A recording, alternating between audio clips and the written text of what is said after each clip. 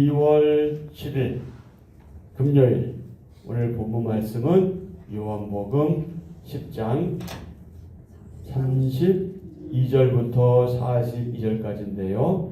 30절부터 읽겠습니다.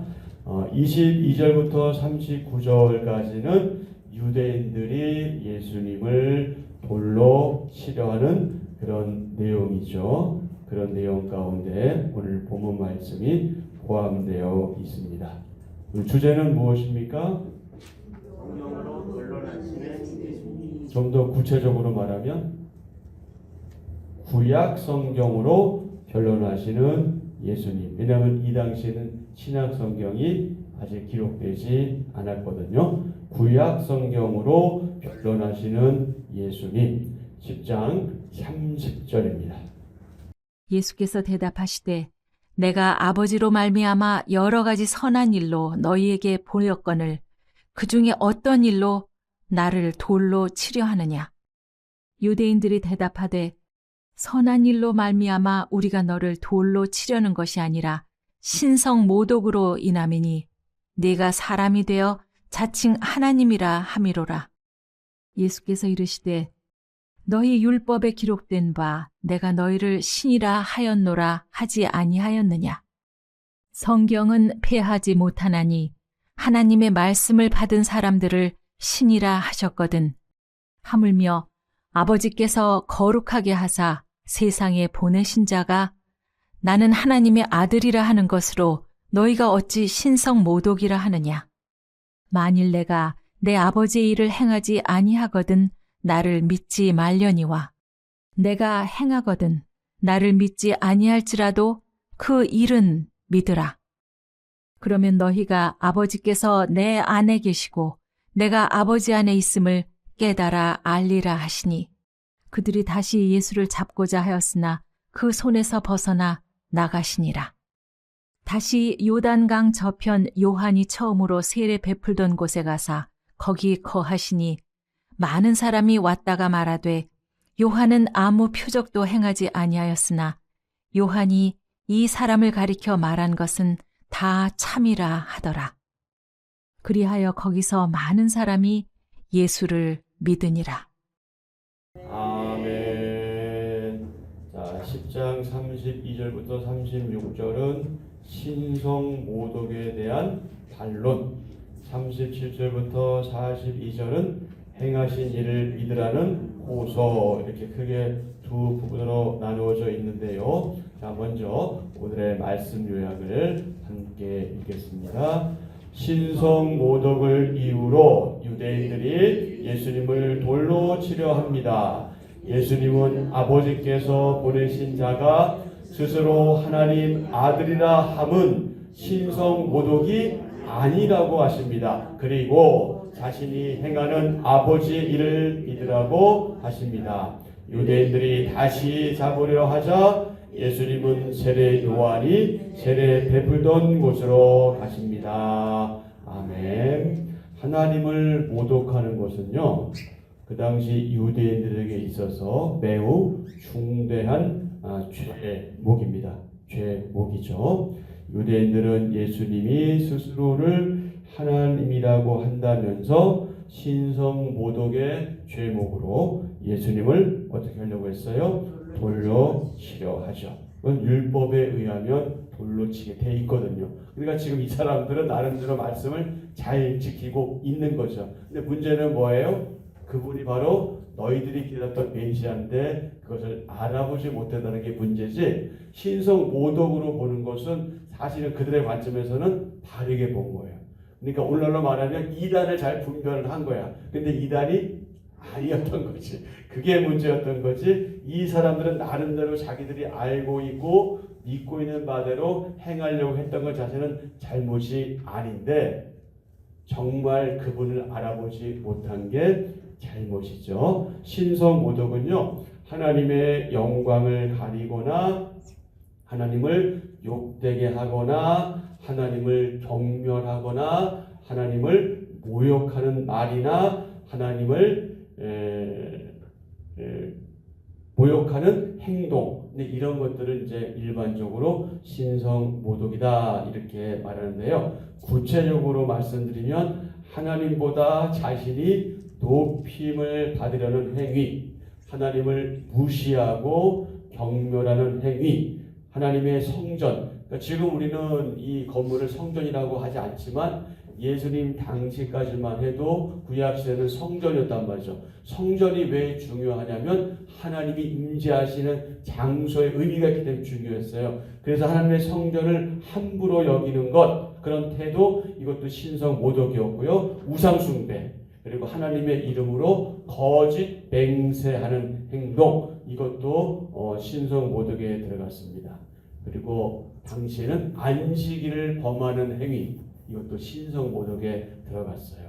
그리고 여러분 잘 아시는 것처럼 성령님을 회방하는 일, 이것도 신성모독에 들어가죠. 그래서 신성모독을 행한 자는 그 행위대로 보응을 받습니다.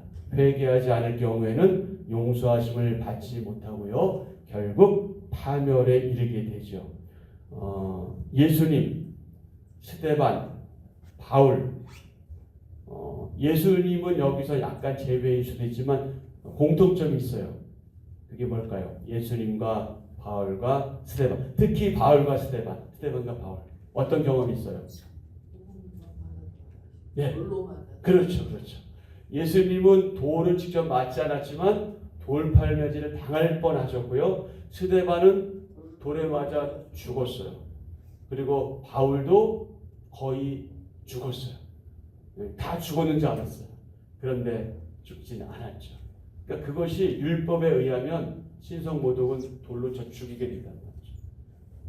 여러분 돌에 혹시 맞아본 적 계세요?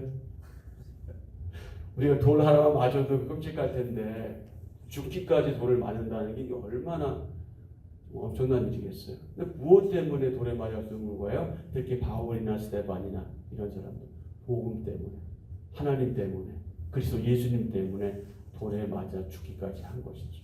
그러니까 그만큼 신성모독은요 유대인들에게서 매우 중요한 그런 사안이었던 거죠. 자, 30절부터 33절. 나와 아버지는 하나이니라 하신대 유대인들이 다시 돌을 들어 치려 하거늘 예수께서 대답하시되 내가 아버지로 말미암아 여러 가지 선한 일로 너희에게 보였거늘 그 중에 어떤 일로 나를 돌로 치려 하느냐. 유대인들이 대답하되 선한 일로 말미암아 우리가 너를 돌로 치려 하는 것이 아니라 신성모독으로 인함이니 내가 사람이 되어 자칭 하나님이라 함이로라. 이거 현상적으로 볼 때는 맞는 얘기란 말이죠. 그런데 바로 너희들이 돌로 치려고 했던 내가 바로 그이야. 내가 하나님이야. 지금 이건데 이 안타까운 현장이죠. 예수님은 재판장들을 신이라고 표현한 시편 말씀을 근거로 자신을 변호하십니다. 34절 예수께서 이르시되 너희 율법에 기록된 바 내가 너희를 신이라 하였노라 하지 아니하였느냐. 근데 여러분 여기서 가만히 보세요. 여기서 율법에 기록된 바 했는데 여기 율법은 지금 시편 82편 6편을 가리키거든요. 근데 좀 이상하지 않으세요? 여러분 율법 하면은 주로 우리는 무엇을 떠오르죠? 모세 오경을 떠오르잖아요. 그렇죠? 창세기, 출애굽기, 레위기, 민수기, 신명기인데 보통 시편을 율법이라고 하지 않거든요. 그런데 여기서 왜 율법이라고 말씀하셨을까? 여기 우리가 좀 왜 그럴까 하는 생각을 하실 필요가 있어요. 근데 왜 그런 표현을 하셨냐면 때로 뭐라고 할까? 율법이라고 하는 것은 단순하게 모세 오경만 말하는 것이 아니라 좀 넓게 말할 때는 구약 성경을 의미해요. 구약 성경을 의미하기 때문에 지금 여기서는 예수님을 시편의 말씀을 인용하시면서도 율법이라고 표현하시는 거예요. 시편 82편 6절입니다. 내가 말하기를 너희는 신들이며 다 지존자의 아들들이라 하였으나 이렇게 시편 82편 6절을 근거로 자신을 변호하시죠. 그리고 성경은 패하지 못한다. 가로치고 뭐라고 되어 있어요? 구약 성경은 패하지 못한다 라고 하시죠. 35절 성경은 패하지 못하나니 하나님의 말씀을 받은 사람들을 신이라 하였거늘. 여기서 재판장을 의미하는데, 자, 패하다 하는 말에 해당하는 헬라어는 뭐라고요? 파괴하다, 그런 의미를 가지고 있습니다. 그래서 성경은 결코 파괴될 수 없는, 패할 수 없는 절대 권위를 갖고 있다. 구약 성경의 절대 권위에 대한 인식은 유대인들에게 있어서는 공통된 신념이에요. 이것은 좋은 일이죠. 신성오독으로 자신을 정죄하는 유대인들을 향해서 예수님은 구약 성경을 토대로 해서 변론하는 지혜를 발휘하십니다. 36절입니다. 성경은 패하지 못하나니 하나님의 말씀을 받은 사람들 신이라 하였거늘 하물며 아버지께서 거룩하게 하사 세상에 보내신 자가 나는 하나님의 아들이다 하는 것으로 너희가 어찌 신성모독이라 하느냐. 자, 36절에 보면은 어떤 말씀이냐면 아버지께서 거룩하게 하사, 그죠? 거룩. 여러분 잘 아시죠? 우리가 거룩이라는 말 많이 표현하고요. 또 거룩하신 하나님, 이런 표현도 많이 하는데, 여러분 아시는 것처럼 이 거룩이라는 말은요, 분리, 또 구별 또는 차단, 이런 의미를 가지고 있습니다. 그래서 거룩은요, 불의와 부정에서 엄격히 분리된 상태, 구별된 상태, 차단된 상태를 거룩이라고 말합니다. 거룩은 하나님의 특성, 하나님의 속성 중에 있어서 여러 가지 하나님의 특성이 있는데 그 중에 매우 중요한 부분을 이루고 있습니다. 하나님의 백성에게 첫 번째로 요구되는 그러한 명령 또는 덕목, 이것이 무엇이냐? 바로 거룩이다. 하나님께서는 이스라엘 백성들에게 뭐라고 말씀하셔요? 내가 거룩하니 너희도 거룩하라, 이 말씀을 하신 거죠. 이 거룩은 본질상 거룩하신 하나님과의 관계에서만 경험할 수 있는 독특한 특성이에요. 구약시대 보면은 하나님의 이 근본 속성인 거룩함이 장소라든지 어떤 제사 의식이라든지 또 절기라든지 이런 것과 관련돼서 사용될 때가 있는데, 그것은 어떤 장소 자체가 거룩하고 그 제사 의식 자체가 거룩하고 또 절기가 거룩해서가 아니라 하나님께서 거기에 의미를 부여하셨기 때문에 거룩한 것이다. 그러니까 여러분, 제가 거룩한 사람입니까? 저는 거룩한 사람이 아니에요. 근데 하나님께서 거룩하다 인정하시고 여러분도 거룩하다 인정하셨기 때문에 거룩한 거예요. 구약시대 특히 그 제단 있잖아요. 제단 자체가 거룩하진 않아요. 그런데 하나님께서 이것을 거룩하게 여기셨다는 거예요. 그 구약의 제사의 모든 그릇이며 제단이며 분향되며 이 모든 것을 다 거룩하게 여기셨기 때문에 거룩한 것이, 이 자체가 거룩한 것은 아니죠. 그래서 구약시대 성전이 거룩했던 거예요. 그래서 함부로 아무나 들어갈 수가 없었던 거잖아요. 오직 제사장만 들어갔어요. 그리고 지성소에는 누구만 들어갔어요? 1년에 한 차례 대제사장만 들어갔어요. 근데 오늘 우리는 이 예배당에 수시로 드나들어요. 얼마나 감사한 일이에요. 여기를 예배당을 구약시대 성전으로 생각하시는 것은 이제는 우리가 좀 고쳐야 돼요. 구약시대 성전은 아니에요, 여기는. 그러나 그럼에도 불구하고 우리가 누구예요?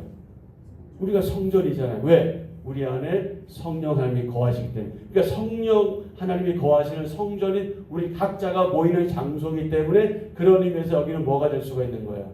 성전이 될 수 있는 거예요. 그런 의미에서. 그러니까 건물로서의 성전이 아니라 성전인 우리가 모이는 장소이기 때문에 성전이 될 수가 있고, 우리는 누구다? 인격적인 성전이다. 그러니 여러분, 우리 가정이 뭐가 될 수 있는 거예요? 성전이 될 수 있는 거예요. 왜? 우리가 거룩하니까.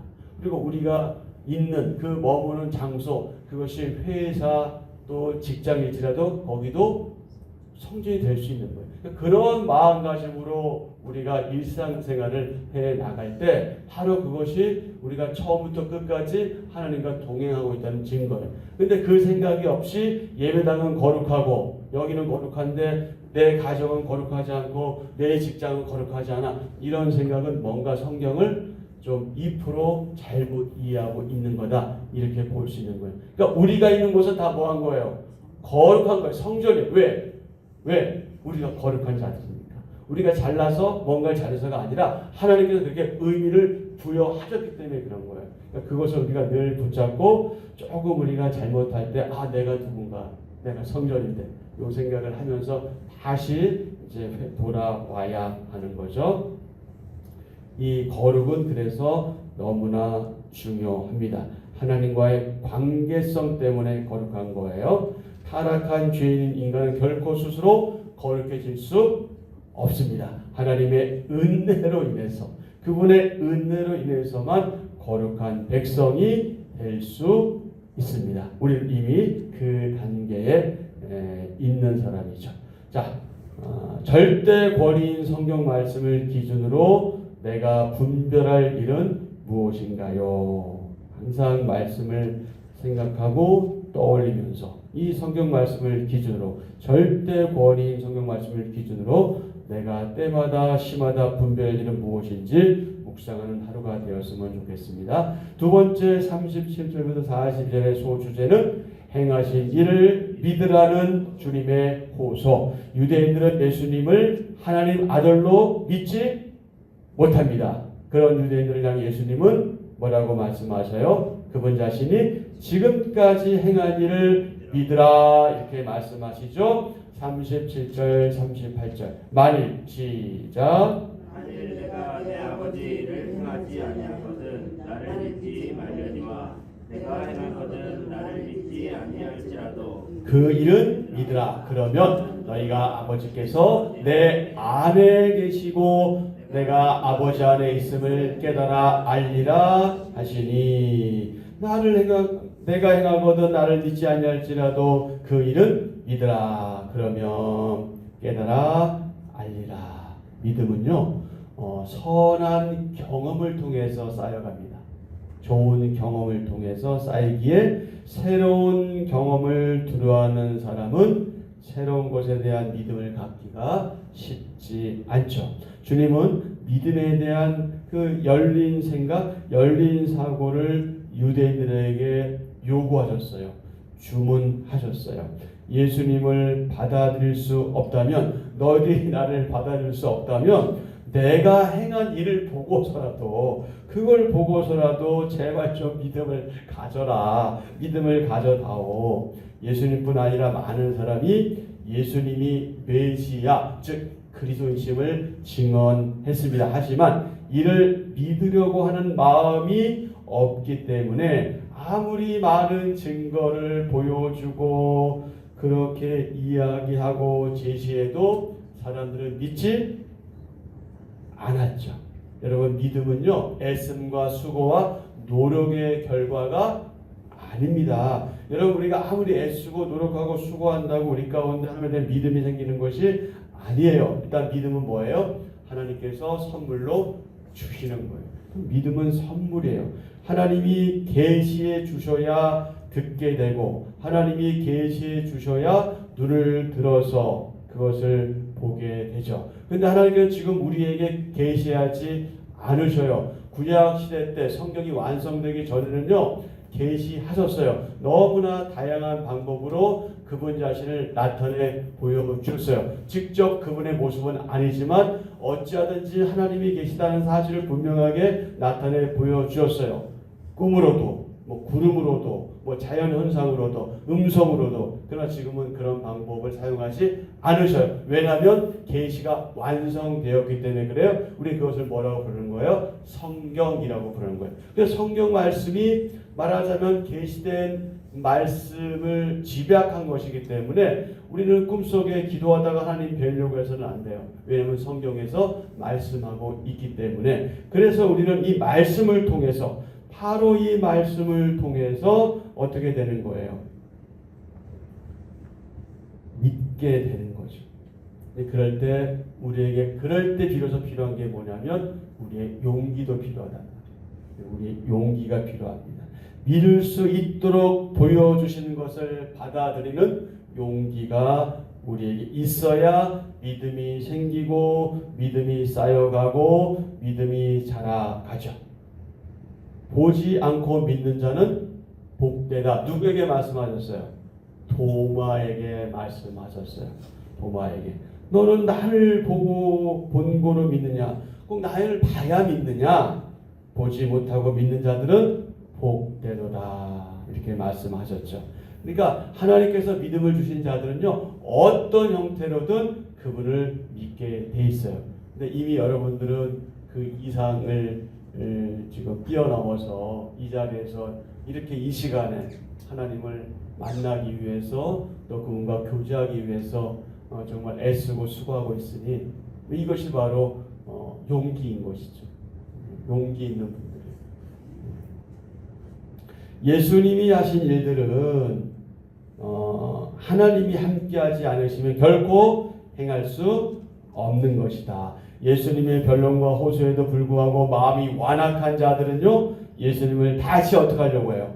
잡으려고 하죠. 39절입니다. 그들이 다시 예수를 잡고자 하였으나 그 손에서 벗어나 나가시니라. 40절 다시 요단강 저편 요한이 처음으로 세례 베풀던 곳에 가사 거기 거하시니 그들의 손에서 벗어나신 예수님은 요단강 동편 세례 요한이 처음 세례 베푼 곳으로 가십니다. 세례 요한은 자신의 사명대로 예수님을 어떤 분으로 소개했어요? 참 빛으로 세상 죄를 지고 가는 하나님의 어린 양으로 그리고 메시아로 그리스도로 증언했습니다. 다 같이 시작.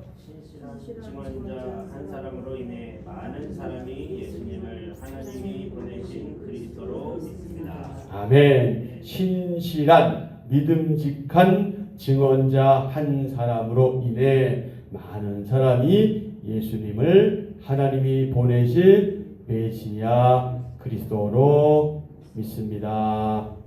아멘. 41절 42절 많은 사람이 왔다가 말하되 요한은 아무 표적도 행하지 아니하였으나 요한이 이 사람을 가리켜 말한 것은 다 참이라 하더라. 그리하여 거기서 많은 사람이 예수를 믿으니라. 아멘. 요한은 아무 표적도 행하지 아니하였으나 그가 이 사람 즉 예수님을 가리켜 말한 것은 다 참이다. 이런 고백들을 하게 되는 거죠. 자, 41절에 보면은 표적이란 말이 나오죠. 아무 표적도 표적은요 다른 말로 표징 또는 이적 같은 말이에요. 거의 초자연적인 능력이 밖으로 드러나는 것 이것을 표적, 표증, 이적 이렇게 표현하는데요. 일반적으로는 일어날 수 없는 일이에요. 그것은 그야말로 초자연적인 일이에요.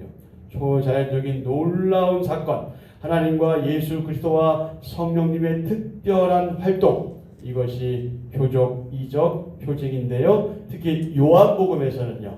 요한복음에서는 이 표적, 표징, 이적을요. 예수님의 메시아성을 나타내는 그런 역할을 하고 있음을 우리가 발견할 수 있습니다. 예수님이 행하신 일들 앞에서 내가 해야 할 고백은 무엇인가요? 여러분 우리가 할 수만 있다면 우리가 구원받고 믿음을 가지고 생활하는 것은 그칠 것이 아니라 할 수만 있다면 우리가 날마다 예수님이 행하신 그 놀라운 일들을 기억하고 또 되새기면서 또 생각하면서 계속해서 고백하고 간증하는 거예요. 그런 삶이 우리에게 있으면 우리의 믿음은 훨씬 풍요로워집니다. 그럴 때 어디까지 나아가냐면 우리의 현실에 매몰되지 않아요. 우리의 현실, 경제적인 부분, 또 건강의 부분, 또 여러 가지 근심, 걱정, 염려 그거 어떻게 없겠어요. 우리가 인생을 살아가면서. 그러나 그것이 있을지라도 우리가 이런 복된 믿음 생활을 계속 유지하면 이런 것들이 크게 문제되지 않아. 우리에게 사실 중요한 문제이긴 해도 우리가 믿음의 마음과 믿음의 눈을 가지고 생활하게 되면 이런 것들은 그렇게 크게 우리에게 다가오지 않아요. 그러니까 우리의 생각이 자꾸 부정적으로 빠지지 않고 오히려 믿음으로 이 모든 현실을 잘 극복할 수 있다는 거예요. 그리고 그렇게 하게 하셔요. 바로 그런 믿음이 우리에게 있으니 그 믿음을 잘 사용하는 오늘 하루가 되었으면 참 좋겠습니다. 자, 불신과 믿음 사이 복음은 신자와 불신자를 어떻게 해요? 갈라냅니다. 예수님 당시 사람들은 예수님의 사역과 가르침을 똑같이 보고 들었어요. 같은 장소에서 보고 들었어요. 현장에서 자기 눈으로 보고 귀로 들었어요. 하지만 어떤 사람은 받아들였어요. 영접했어요. 하지만 어떤 사람은 거부했어요. 배척했어요. 그러니 하나님의 은혜라고 할 수밖에 없어요. 하나님이 역사하셔야 가능한 일이기 때문이죠. 자신이 메시아임을 증명하신 예수님에 대해서 사람들의 반응은 서로 달랐습니다. 많은 증거를 보고도 믿지 않는 자리에 머무는 어리석은 자가 되지 말고 믿음의 자리에 굳게 서야 하는데 참 안타까운 현장이었죠. 그런데 우리는 믿음의 자리에 굳게 하셨으니 하나님 아버지 너무 감사합니다. 하나님의 은혜 너무 감사합니다. 오늘도 믿음을 가진 자로서 하나님 앞에서 믿음의 사람으로 나아가는 저와 여러분 되기를 축복합니다. 아멘. 자, 한 절 묵상입니다. 성경에 등장하는 예언자들과 재판관들은 신과 같은 존재로 예호를 받았습니다.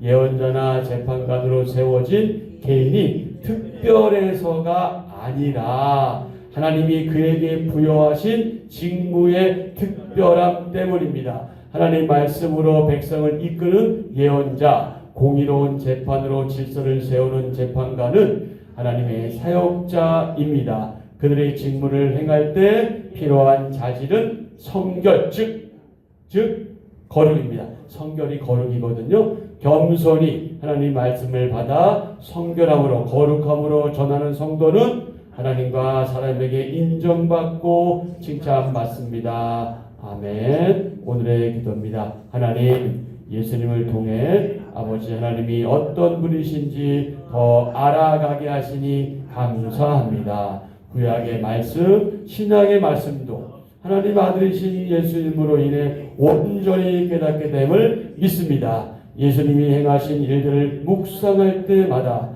하나님의 사랑과 공의를 더 깊이 깨닫게 하소서.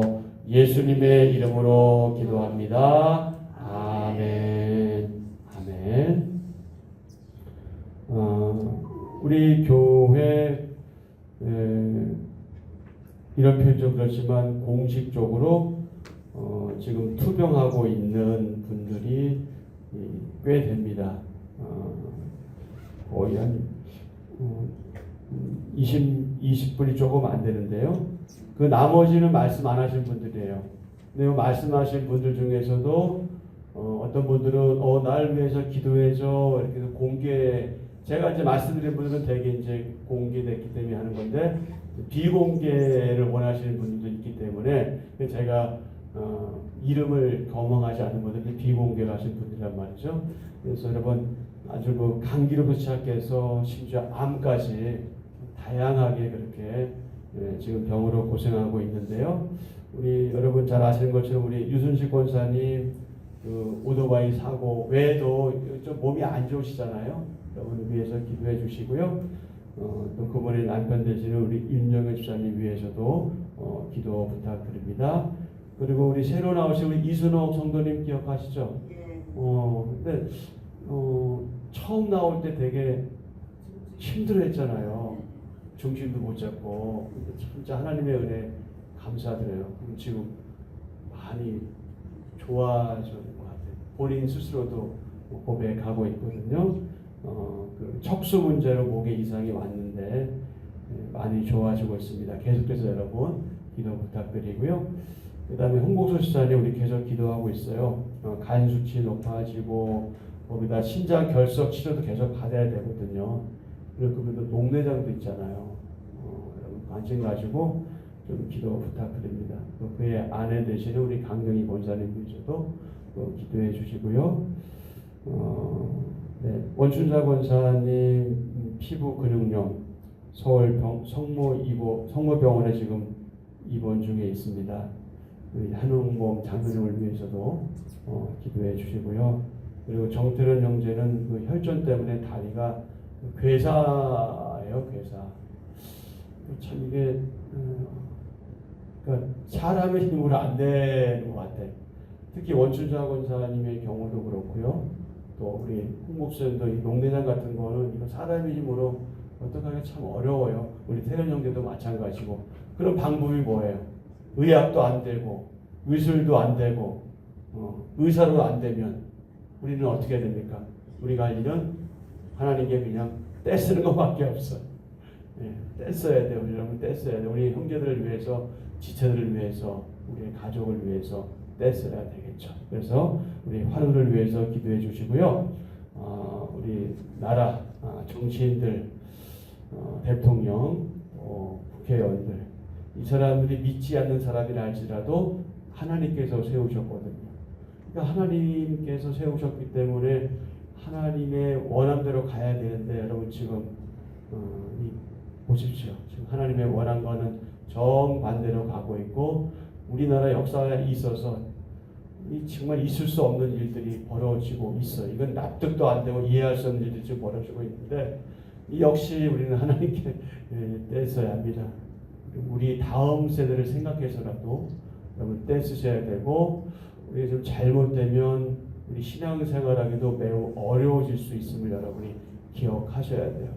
우리가 알지 못하는 부분들이 있어서 이 사탄은 굉장히 의도적이고 계획적으로 우리의 신앙생활을 방해하기 위한 작업들을 그동안 해왔거든요. 여러분 분별하시고 하나님께 때를 쓰셔야 됩니다. 그리고 우리 교회를 위해서도 기도하시고요.